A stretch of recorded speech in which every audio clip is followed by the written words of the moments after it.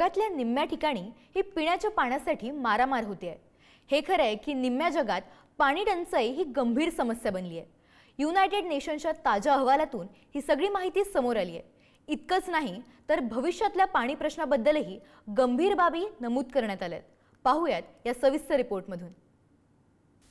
जल हे जीवन शाळेमध्ये असताना अगदी सुरुवातीच्या वर्गामध्ये आपण शिकलेलो ही ओळ. मात्र हे जीवन आता हळूहळू संपत चाललंय. जगाच्या निम्म्या लोकसंख्येला या जीवनाची म्हणजे पाण्याची टंचाई तीव्रतेनं भासू लागली आहे. ही चिंता वाढवणारी आकडेवारी युनायटेड नेशनच्या नवीन अहवालामध्ये समोर आली. 400 कोटी लोकांना पाणी टंचाईची झळ. 100 सर्वात मोठ्या शहरांपैकी निम्म्या शहरांमध्ये पाणीबाणी. 39 शहरांमध्ये पाण्याची अत्यंत गंभीर परिस्थिती. भारतातील मुंबई, कोलकाता, बंगळुरू, चेन्नई या शहरांचा समावेश. शिवाय हैदराबाद, अहमदाबाद, सुरत, पुण्यात देखील भीषण पाणी टंचाई. जलटंचाई, जल आणीबाणी हे 2000 सालापासून सांगितलं जातं. आणि त्याची जी कारणं आहेत ती जशी नैसर्गिक आहेत तशी मानवी पण आहेत. आणि मानवी म्हणजे व्यवस्थापनानं म्हणजे अधिकाऱ्याने तयार केलेली.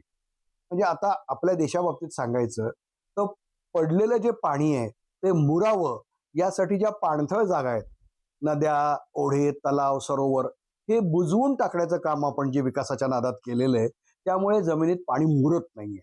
म्हणून जमिनीतलं पाणी आपल्याला उपलब्ध होत नाही. या अहवालानुसार नद्या आणि तलाव आटत आहेत. भूगर्भातील पाण्याची पातळी खालावत आहे आणि पाणथळ जागा कोरड्या पडतायत. जमीन खचत आहे, सिंकहोल तयार होत आहेत आणि वाळवंट पसरत आहेत. दरवर्षी सुमारे 400 कोटी लोकांना किमान 1 महिना पाणी टंचाईचा सामना करावा लागतोय. अफगाणिस्तानची राजधानी काबूल हे पहिलं आधुनिक शहर बनू शकतं जिथे पाणी पूर्णपणे संपेल. जगामध्ये जे जलसंकट येते त्याची कल्पना 21व्या शतकात गेल्यापासून जलतज्ञ देत होते. याची 2 कारणं. एक, पडणाऱ्या पावसाचं प्रमाण अनियमित आहे, कदाचित ते कमी होत जाईल. उदाहरणार्थ पुढच्या वर्षी एल निनो इफेक्टमुळे दुष्काळ असू शकेल. आपण अनेक वेळेला दुष्काळ पाहिलेला आहे. अशा वेळेला पाण्याचे नियोजन नेमकं कसं करायचं.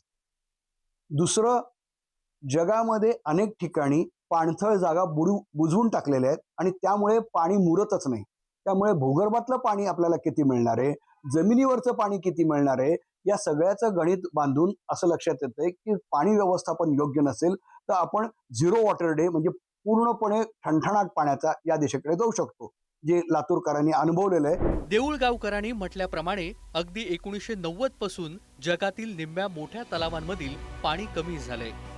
जमिनीखालील पाण्याचे साठे सतत 70% पर्यंत कमी झालेत. 1970 पासून हिमनद्यांचा आकार सुमारे 30% कमी झालाय. जगभरातील अनेक शहरं डे झिरोच्या म्हणजे अशा दिवसांच्या उंबरठ्यावर आहेत की जेव्हा नागरिकांसाठी अजिबात पाणी शिल्लक राहणार नाही.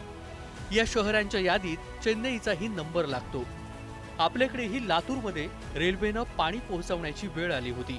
ती दृश्य अजूनही आठवणीमध्ये ताजी आहेत. त्यामुळे भविष्यात येऊ घातलेली ही भीषण भयावह परिस्थिती टाळण्यासाठी पाण्याचा योग्य वापर हाच एक पर्याय आहे. पाणी वाचवा, जीवन वाचवा. ब्युरो रिपोर्ट, पुढारी न्यूज, मुंबई.